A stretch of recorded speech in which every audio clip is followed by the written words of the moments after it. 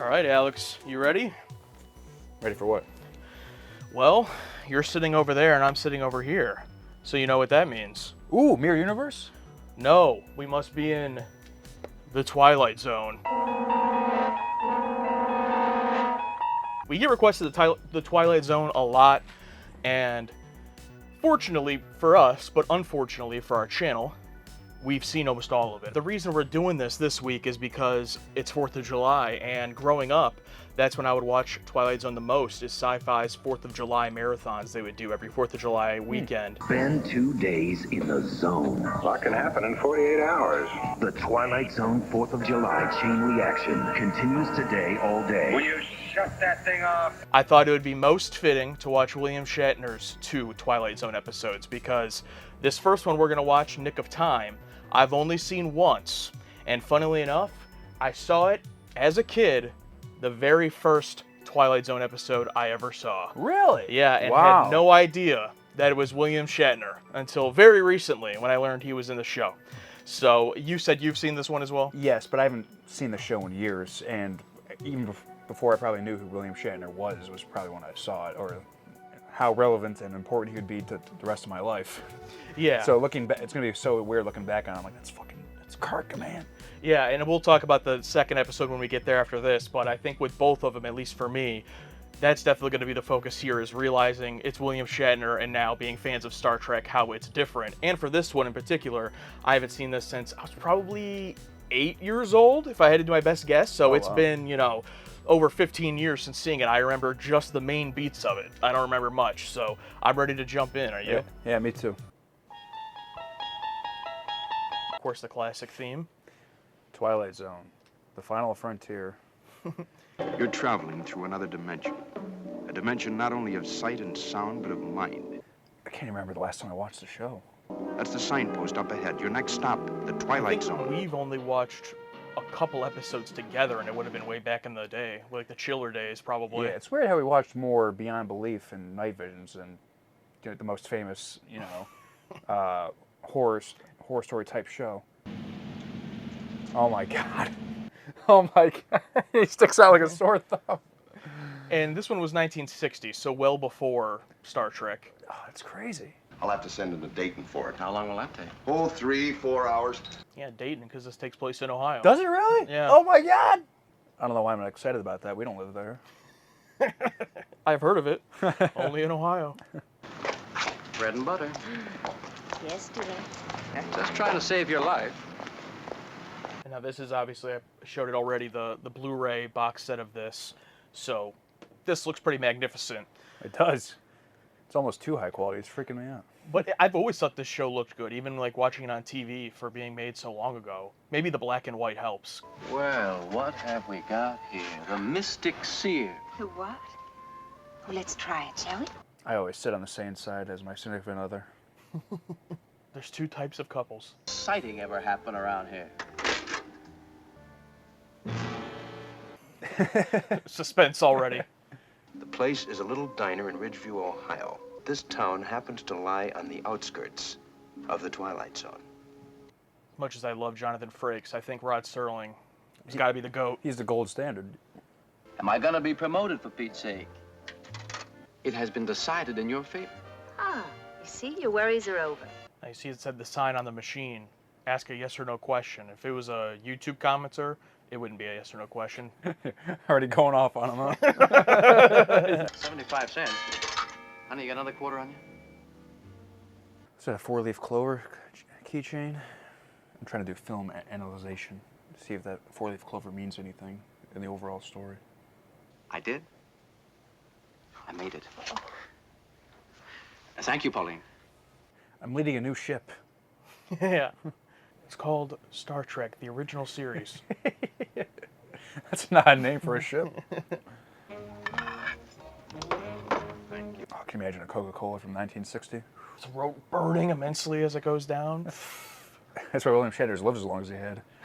That 1960s Coca-Cola. Is it really going to be 4 hours before we get out of here? You may never know. What does that mean? What do you mean we may never know? No, that's not a yes or no question. See, he almost did it.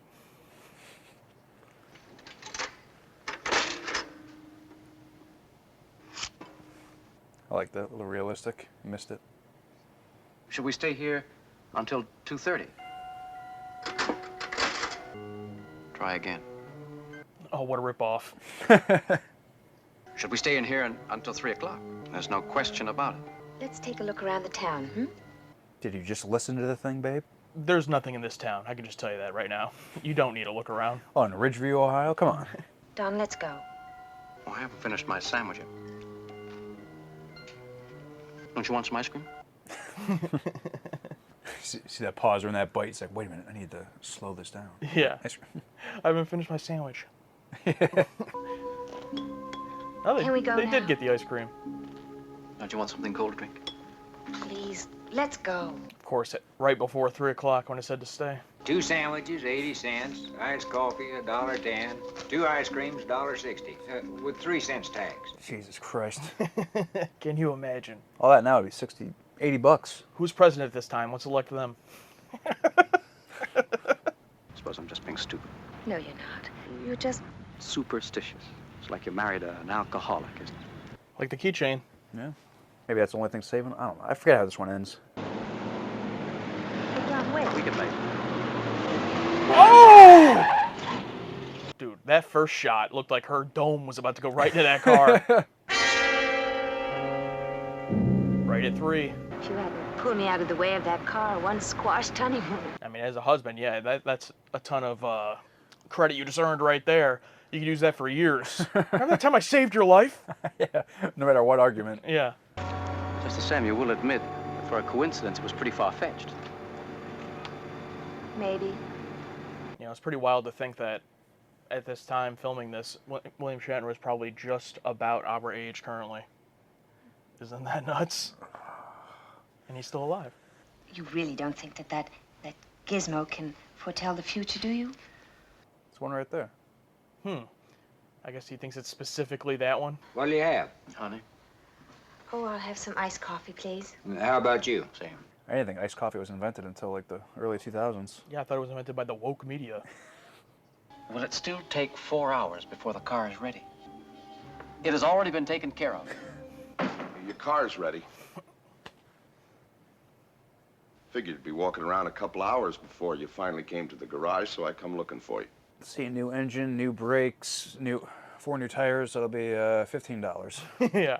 Will I ever be married? The answer to that is obvious. You're just a stupid piece of junk, aren't you? It all depends upon your point of view. This machine is predicting our future. Do you think I could just walk away from it? This is such like a non-issue. You know, like very like Yeah. small stakes. I don't want to know what's going to happen. I want us to make it happen together. Don't cry, darling. Don't cry. I found this. It tells us our future. I don't want to do it. I'm scared. All right. And keep the change.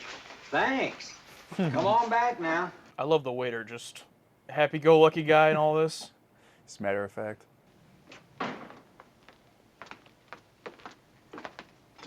Oh no. Do you think we might leave Ridgeview today? Is there any way out? Any way at all? Two people permanently enslaved by the tyranny of fear and superstition. Two others facing the future with confidence, having escaped one of the darker places of the Twilight Zone. All right, there you go. I just love the low risk but high acting. It's like such like a non-issue. You know what I mean? It's like Simple story. yeah, very simple. Yeah.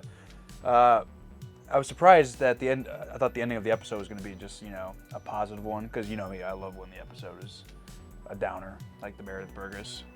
Surrounded by books. My glasses. You know what I mean? Yeah. It's not fair. It's not fair. But I do like how they just brought in this other couple that's just stuck there. Like, what could have been. Yeah, the other side of the coin. Yeah. How long have they been there, you think? Yeah, like they could have been people that already lived in this town, or they could have been just like William Shatner and his wife and been traveling through and got trapped by this thing. The thing, of course, as a kid, you know, finding the Twilight Zone, this being the first episode, it's not like there was some huge, massive twist that was like, oh my god, or not like the most sci-fi episode of them or anything. But I just thought it was a really cool show, obviously. But now, as an adult and recently watching some of them, I'm starting to appreciate more of, clearly a lot of these episodes, there's like something underneath. And I think in this one, it's about addiction. Yeah. But it's also mixed in with like letting things control your life. But that is part of addiction. Of course, today things like fortune tellers and stuff are still kind of around, but not really as popular because of, you know, internet and knowledge. But you know, the fact, I mean, he even says it in the episode, William Shatner at one point, he's like, oh, it must be like being with an alcoholic. Like, that's basically what they're getting at, except they just use this as the device. Yeah, and an easier comparison with pulling the slot, slot machine. Also, gambling, for sure, that addiction, where it's like, oh, what's he going to say next? Like, I don't know, every gambler quits right before they're about to hit big. Yeah. Yeah. So. And there actually is a very early episode of Twilight Zone where it is about a guy at a slot machine and ends up getting literally killed by the slot machine. I think it was not good. This, I think, hit the same thematic tones, but was much, much more subtle and well done. Also, awesome, just obviously, William Shatner, got to talk about him. It was cool to see such a young William Shatner, definitely the earliest thing I've ever seen him in, now being aware of him. Yeah, it's weird. He just sticks out like a sore thumb. Like, that's fucking Shatner, man. That's amazing. The wife actress I thought was good too. Yeah, she was good. Guest performance of the week has to be the waiter. Yeah. And I like he's probably aware of all these people that get stuck in this town, but he just doesn't care. That's what I was going to ask you, what you think about that, because he just seems like such a happy guy, but he has to notice these people coming in. Yeah. And one scene I really liked, and it's not really a big deal, or I don't know if it means anything, but they go to pay the check. It's like, oh, you don't need a check. I know what you got. 2 sandwiches, about it. It's like, I like it because it's like such a realistic scene. It didn't need to be there. Could have been like, oh, here's your check. But the fact that they put that in there, that he remembered the order exactly, makes me think he's the devil, and he's, you know, been watching over him and like testing people. Yeah. I don't know. I do love the twists in Twilight Zone, but I do think some of the best episodes are the more open-ended, unanswered ones, like this one. Yeah. It never confirms that this thing has any powers at all. It could just be that Don, William Shatner's character, is very superstitious, and that's why he gets pulled in. Most of the answers are generic, and they kind of fit what he's asking, but a lot of them are like non-answers.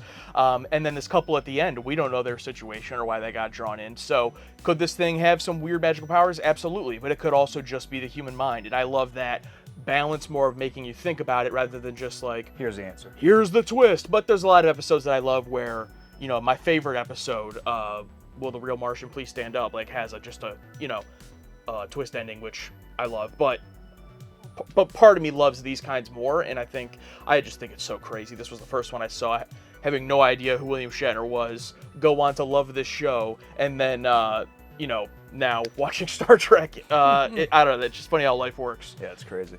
But yeah, this is also like a knock at people, I don't know, people who believe fortune tellers. Like, you get one little piece of information, and they give you vague enough answers to make you believe that you're talking to their ghost, or a ghost of someone they know. It's like, okay, chill out. Just like the movie we recently watched, Late Night with the Devil, with the fortune teller, the medium, and that, kind of the same themes there. So yeah, I like this episode. It's definitely up there. It's always gonna have a sentimental place for me, being the first one I watched. The only things I remembered was that it was in Ohio, this devil head thing on the fortune teller, and the idea of being like addicted to asking a question. So I didn't really remember much else, but there's really not much else to it. So like there's not much else to remember. It's a pretty simple one. So I think it's a pretty good kind of like starter pack Twilight Zone episode, I'd say. If I had to put like together like 5 episodes for someone to watch, I'd probably maybe include this one. Yeah, I'd include this one as like the vague open-ended one. Definitely pick one where the twist is crazy, or the twist is, or the ending is sad. One about war, because it has to be in there. I don't know if I could do it. If anyone out there knows a good Twilight episode that's about war, where you don't have to be a veteran or someone that experienced the war to enjoy it, please let me know, because I've tried, man. The closest one I can think of, I think the episode might actually be called War. I don't remember, but it's just like a post-apocalyptic one man. You follow this man, and then he finds a woman, and I think it's like an Adam and Eve analogy, but I don't remember it really. But besides that, every time I try watching a more like upfront, direct war one, I can't. And a lot of them are an hour to. Let's talk about how this is only 22 minutes. I mean, perfect, you know? Oh, yeah. Yeah, what are the ranges of time of length of was episodes? Yeah, about 23. Well, they mostly are these half hour, 23, 24 minute ones, but a lot of the war ones would be 44 minutes, Really? 45 minutes, and they'd be an hour on TV. I don't know why, but yeah, they did make some hour long ones. But a lot of them, like this one, mostly they were half an hour, and I remember they would, when it wasn't the marathon I was watching, a lot of times they would do, an hour block, back to back. So, yeah, well, we got to move on to Shatner's second episode a few years later. Actually, it's funny because this was in early season 2, and the next one was in the last season of The Twilight Zone, which is pretty wild to think because it's such a famous one. Oh, wow. That's crazy. Wow. And that second one is Nightmare at 20,000 Feet. Now, my story with this, I've actually never seen this one in full. I've seen stills from it, the monsters, and things like little clips from it, but I became familiar with it with the Twilight Zone movie, where they redid a number of the stories, this being one of them with John Lithgow. And John Lithgow was the the Shatner. Yeah, I remember seeing that movie. Yeah, that was crazy. Yeah, so that was my introduction to it, and I watched the movie as a kid also. I think I had a vague awareness that they redid episodes, but I don't remember. But then finding out that, there was an actual episode of it, I'm like, oh, that's really cool, but I never felt the need to watch it, because I thought, when I was younger, like, oh, well, I've seen the movie, I'm not going to... So I never went out of my way to watch it.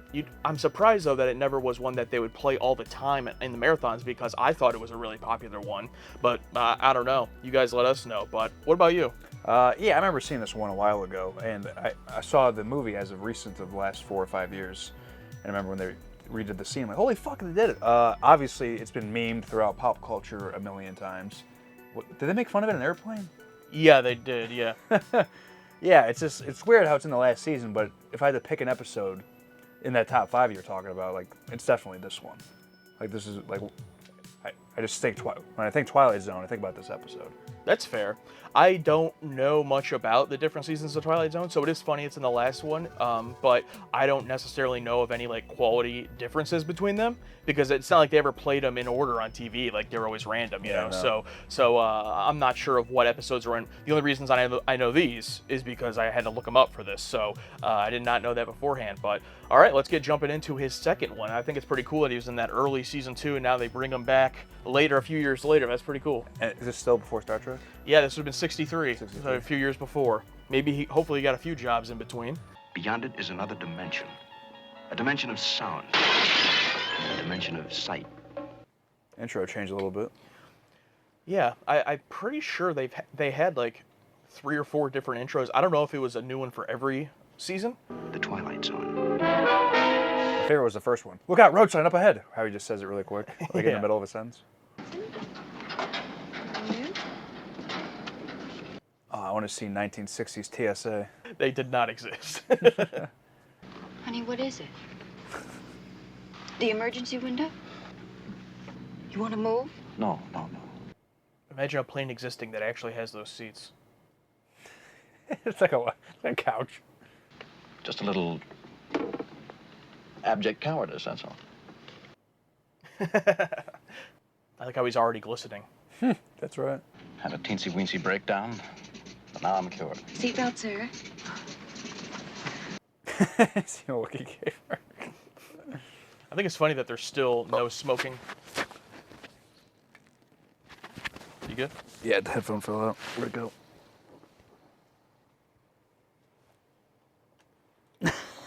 It's probably more likely on the floor.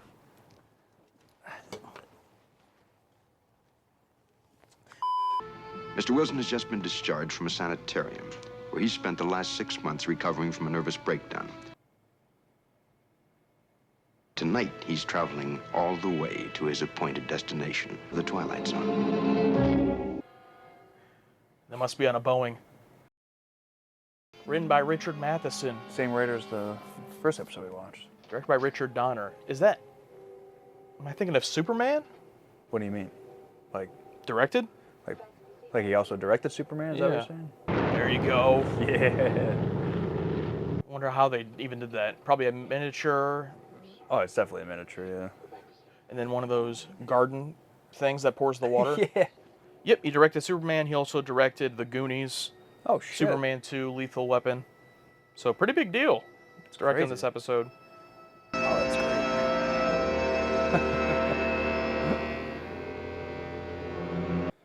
The wind has no effect on him. Damn! That's the iconic reveal.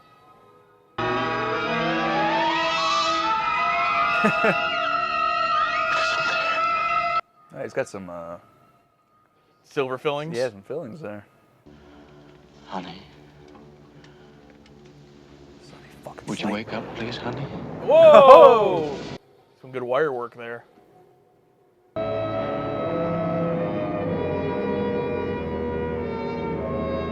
I wonder if they gave this guy any direction, or just like he just did whatever he wanted. Yeah, there's some guy with, one of those, director's cones. All right, now go to the edge of the wing. Yeah. All right. Guys, turn the rain machine down. What? Oh shit. Oh! It's so great though that his character had this breakdown and when he tried to fly 6 months ago. So Yeah. it's like the perfect excuse for why she wouldn't believe him. The fact that he was in a mental institution for 6 months as soon as he gets out. Don't patronize me. I am not insane. Did I say? Doesn't have to be said. It's in your face and your... I'd be like, okay, just look out this window Yeah, the entire time. see the open panel? Yeah, that too, yeah. I doubt the gremlin closed the panel when it was done with it. You just sit tight and I'll go tell them. Yeah, she ain't telling him that. Do you have any knockout agents? Yeah. Hurry, please. I bet during that entire speech he was out there. I could have showed her. Oh, he did close the panel, okay. He's pulling up one of the cowling plates. He? Did my wife... He looks at her pissed off.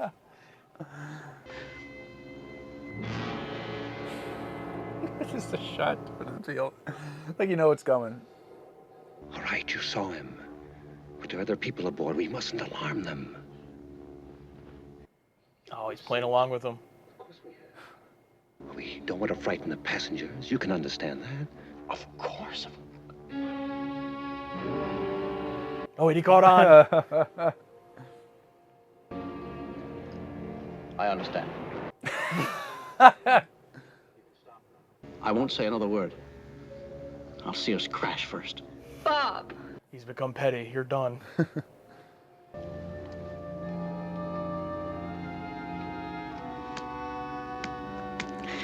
Oh, this makes me want another The Enemy Within Kirk episode so bad.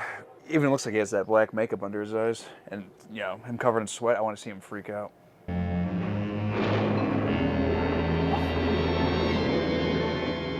I just want to know what this thing's goal is. Like, just to crash the plane? I like how he has shoes on.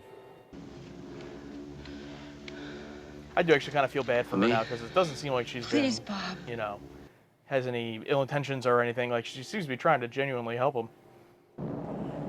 Oh. Nope, didn't work. Oh, he didn't take it. Oh! Ah! You bastard.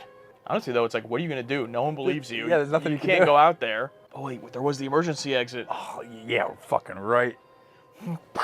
Yeah.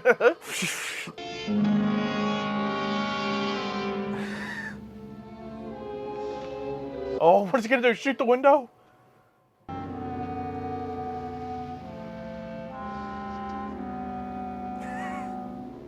Okay, come on, dude. You got to get out of there.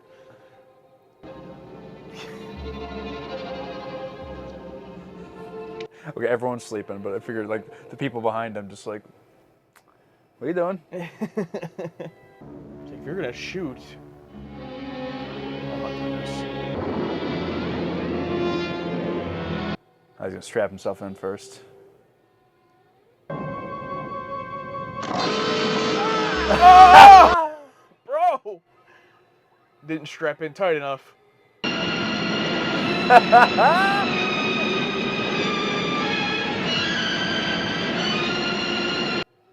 Oh, against the wind. The bull flies back.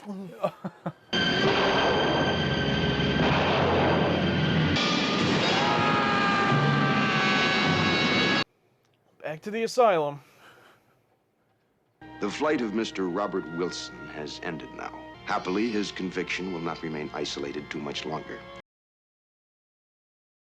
For happily, tangible manifestation is very often left as evidence of trespass, even from so intangible a quarter as the Twilight Zone.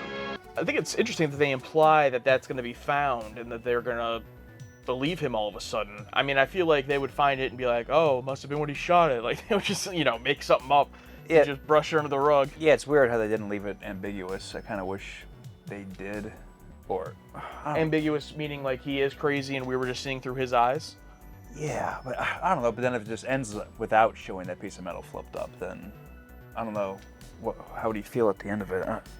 Yeah, plus I don't really like unreliable narrator stuff, so like the fact that we see the monster the whole time, I wouldn't like if they tried to make it seem like, oh, maybe he was crazy. It's like, no, I saw the monster. So like, unless you're lying to me and as the show, you know what I'm saying? Like, so I feel like I believe the whole time that it's real, but yeah, it's an interesting ending for the Twilight Zone to be like, oh, it'll be found. Like, oh, okay, and then what? What do you think the metaphor is? What is this?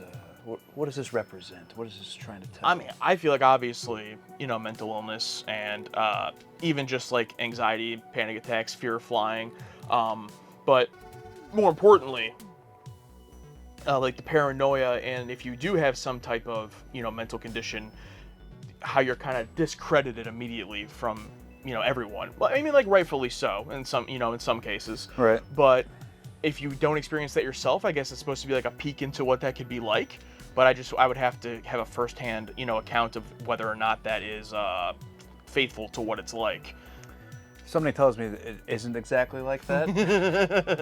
I don't think there's a green ghillie suit monster wearing, dress shoes. Some people have hallucinations though, man. Who knows, That's true. I mean, I'm not saying it doesn't happen. But really, the guy who directed Superman directed this? Yeah, big. And I looked it up. He actually directed 6 Twilight Zone episodes, and they're all in the 5th season. This was his first one. He directs 5 more in this last season, so that's pretty interesting. Then he went on to become huge director. So it's funny, I haven't even seen the Superman films. I just, for whatever reason, remembered his name that he directed them. Yeah, I definitely like the first one, Nick of Time, more than this one. I get why this is like a popular Twilight. It's very Twilight Zone. Like, it's very, score, creature, on the wing of the plane, makeup and everything. William Shatner's big over-the-top hammy performance. I did love all, the sweat progressing as the episode went on. Oh, yeah, You brought up the enemy within. Yeah. But I think his first performance in Nick of Time, much more subtle, simple, metaphorical. But I get it. This one's just a fun, it's a fun classic one. I love seeing Shatner just ham it up. It's my favorite thing in the world. And when he was talking to the flight engineer, and the engineer's playing along with him, and that moment where he realizes, he's like, okay. And then he's like, leave. You know what I mean? No. Yeah. Leave me alone. You don't have to go anymore. Yeah. It's hard to separate him from Kirk, though, It really is. I mean, every time she called him Bob, I'm like, Bob? Like, it's not Bob. Yeah, or Don in the first episode. Yeah, what generic names he got? But now, I like I said, I just want to seek out everything this guy has done. And, like, there's probably a whole list, like, Shatner's most hammiest performances, and I would love to just binge watch all of them. So I guess it'd be twofold, more Shatner stuff, and then also I'd be interested to watch Twilight Zone episodes that I either have never seen or ones that I haven't seen in a long time. I mentioned the one after we watched the Data episode, and a patron brought up that it's called Number 12 Looks Just Like You. So I went back and watched that one just on my own. But it surprised me how little of it I remembered. Like, I really only remember the beats of it because I watched so much of it just when I was a kid. So watching it as an adult, I feel like it was a different experience. It almost is like a first time watching. But with some of them, when you know the twist, you know the twist, So like the one with the woman with the, you think she's going to be ugly, then she's not, and everyone else is ugly. Oh, yeah. That's Eye of the Beholder? Yeah, that's another one that goes in the top 5, I think. Yeah, it's like, okay. But everyone knew that one. True, but it's like, okay, am I going to go back and watch that? Am I going to get more out of it? Like, I know the thing, But some of them, I feel like that first one we watched, like, I feel like I got a lot more out of it. So it's interesting. But we have seen most of it, so I'm glad we could bring something to the channel, Twilight Zone-esque. A little preview of something we have coming later this year, so you can keep an eye out for that. But did you enjoy watching the Twilight Zone? I really did. It was a nice little change of pace and a nice trip down memory lane. And it just makes me wish we never watched anything growing up and just... Like, we had the foresight when we met each other in middle school. Let's not watch anything. and it's to start a YouTube channel in our late 20s.